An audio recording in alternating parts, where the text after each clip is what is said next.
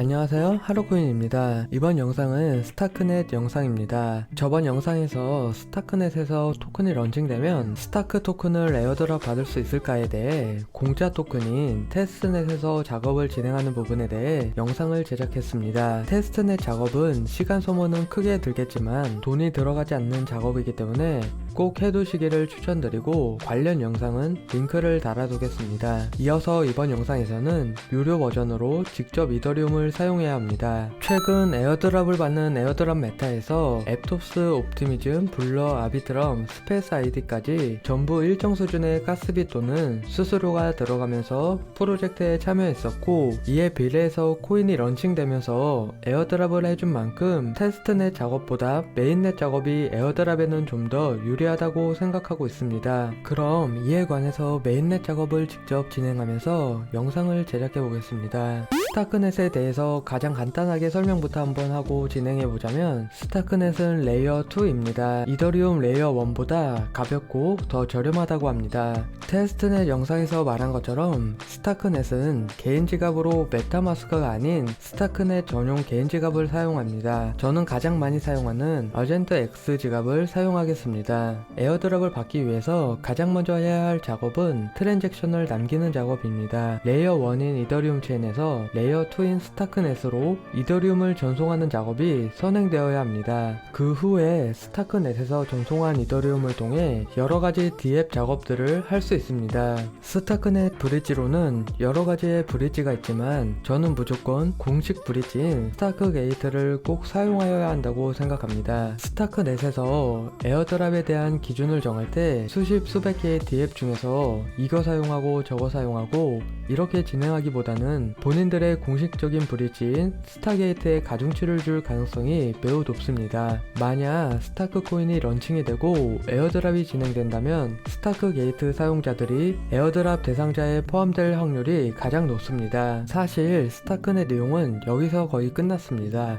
다른 수십 수백 개의 디앱들을 이용하기보다는 스타게이트만 꾸준하게 열심히 이용하게 되면 됩니다. 에어드랍에 대한 기준치는 공식적으로 밝혀진 것이 없고 0.1 이더 이상일 수도 있고 여러 번 작업할수록 에어드랍 수량이 많을 수도 있고 1이더, 2이더 등등 금액대가 클수록 에어드랍 수량이 많을 수도 있습니다. 에어드랍이 확정이 된다면 그때는 이미 늦었기 때문에 본인이 가능한 선에서 0.1 이더 이상으로 여러 번 작업을 진행해 주시는 게 가장 좋습니다. 개인적인 생각으로는 아래 소개시켜드리는 디앱들은 약간 건더기 느낌으로 각자 디앱들에서 따로 에어드랍을 챙겨주는 것을 노리는 것이고, 메인이자 핵심은 공식 브릿지인 스타크 게이트라 생각합니다. 나머지들은 메인 메뉴가 아닌 사이드 메뉴 느낌이기 때문에 간단하게 설명하고 실전 영상으로 들어가겠습니다. 브릿지로는 오르비터 파이낸스를 사용을 안하고 설명만 잠깐 드리겠습니다. 도메인으로는 스타크넷 아이디를 간단하게 사용해 보겠습니다. NFT 마켓플레이스는 민트 스퀘어를 간단하게 사용해 보겠습니다. 디파이 쪽으로는 10K 스왑, 마이 스왑 기타 등등 여러 개가 있지만 사용하지 않고 설명만 잠깐 드리겠습니다. 결국 작업의 핵심이면서 가장 중요한 것은 스타크넷의 공식 브릿지인 스타크 게이트입니다. 실전 영상으로 진행해 보겠습니다. 저는 바이비트 거래소에서 이더리움을 구입해서 메타마스크 지갑으로 보내고 이후 스타크 게이트 브릿지를 통해 스타크넷으로 이더리움을 전송하겠습니다. 글로 간단하게 설명해보면, 첫째로 메타마스크에 이더리움 입금, 둘째로 아젠트 X 지갑으로 이더리움 전송, 셋째로 나머지 디앱들 탐방, 넷째로 아젠트 X 지갑에서 메타마스크로 이더리움 전송, 다섯 번째로 메타마스크 지갑에서 아젠트 X 지갑으로 이더리움 전송, 여섯 번째로 4, 5번 작업을 반복 작업합니다. 이러한 방식으로 수수료를 겁나 뜯기고 트랜잭션을 여러 번 남겨서 에어드랍에 대비할 수 있습니다. 저는 바이비트 거래소를 이용하겠습니다. 바이비트 거래소에서 이더리움을 구입합니다. 본인 자금 사정에 맞추셔서 구입하시는 게 좋은데, 가능하면 0.1 이더리움 이상으로 작업하시는 게 아무래도 좋지 않을까 생각합니다. 저는 약 2100달러 정도로 1.2 이더를 구입해서 1이더 이상으로 작업을 진행할 예정입니다. 구입한 이더리움 코인을 개인 지갑인 메타마스크로 전송합니다.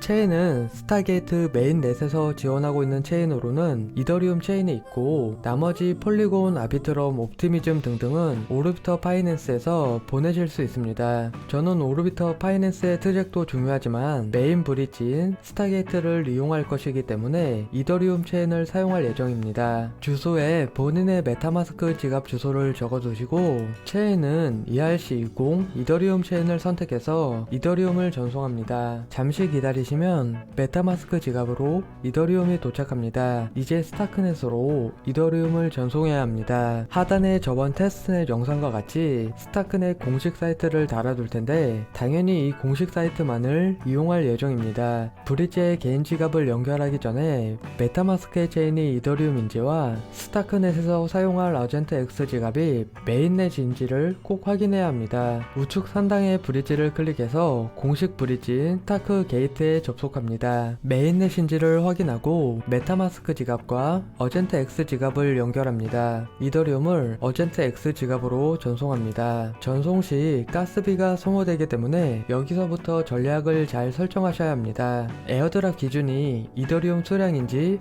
몇 번 트잭을 남겼나 횟수인지, 이미 스타크넷에서 트잭 수에 대한 스냅샷이 끝났는지 지금으로서는 알 수가 없기 때문에 가스비를 소모해서 여러 번 작업을 해야 되는지, 큰 금액으로 여러 번 작업을 해야 되는지 알 수는 없습니다. 저는 최소한 10번 정도는 작업을 수행할 예정입니다. 모든 지갑을 다 10번씩 채우기에는 시간과 가스비가 아깝지만 한 계정 정도는 10번을 채울 예정입니다. 이더리움이 어젠트 X 지갑으로 들어오는 시간은 빠르면 10분에서 느리면 7, 8시간 이상 걸릴 수도 있기 때문에 느긋하게 기다리시면 됩니다. 저는 약 10분 내외로 이더리움 전송이 완료되었습니다. 반대로 스타크넷에서 이더리움 체인으로 돌아가는 길은 8시간 이상 걸릴 수도 있기 때문에 차근차근 준비하시면 될 것 같습니다. 전송 수수료는 미리 말씀드리자면 그때그때마다 다르겠지만, 스타크넷에서 이더리움 체인으로 올 때 약 0.0007개 정도 가스비로 소모되고, 이더리움 체인에서 스타크넷으로 보낼 때 약 0.0025개 정도 소모되었습니다.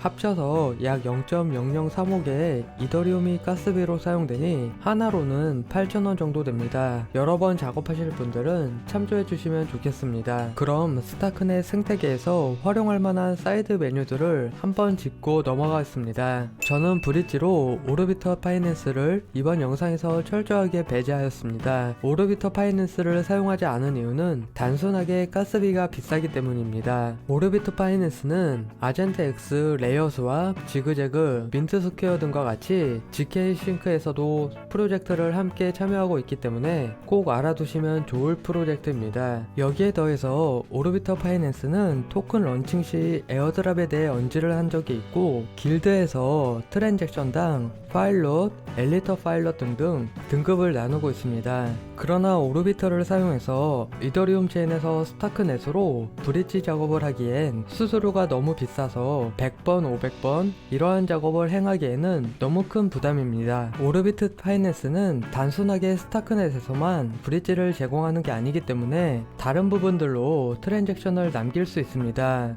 가장 가스비가 적게 드는 부분은 직접 확인해 보셔야겠지만, 아비트럼 체인에서 BNB 체인으로 브릿지를 태우는 게 가장 저렴할 걸로 예상하고 있습니다. 대략 한 번 보낼 때마다 0.00003이더가 소모될 것이고, 10번 기준으로 0.0033이더, 100번 기준으로 0.033이더입니다. 100번 기준으로 7, 8만원 정도 소모되기 때문에 이러한 방식으로 최저가로 접근하는 게 맞지, 이더리움 체인에서 스타크넷 체인으로 트잭을 남겨서 오르비터 파이낸스의 에어드랍을 받겠다는 전략은 가성비가 매우 나쁘다고 생각합니다. 그렇기 때문에 이번 영상에서 오르비터 파이낸스는 제외하였습니다. 둘째로 ENS와 스페이스 아이디와 비슷한 도메인 서비스인 스타크넷 아이디입니다. 도메인 서비스가 요즘 핫하기 때문에 가까운 시일 내에 스타크넷에 토큰이 런칭된다면 수혜를 받을 확률이 높기 때문에 스타크넷 아이디 하나 정도는 작업해 두시는 걸 추천드립니다. 물론 최저 자금으로 최대 이익을 보시려는 분들은 스타크 게이트 이외에는 참전을 안 하셔도 상관없습니다. 역시나 테스트넷에서 하는 방법에 대해 설명해 드렸지만 실전 영상으로 한 번 더 보여드리겠습니다. 스타크넷 생태계에서 디지털 아이디를 클릭합니다. 스타크넷 아이디에 접속합니다. 체인이 메인넷인지 확인합니다. 본인이 정하고자 하는 도메인을 입력하시고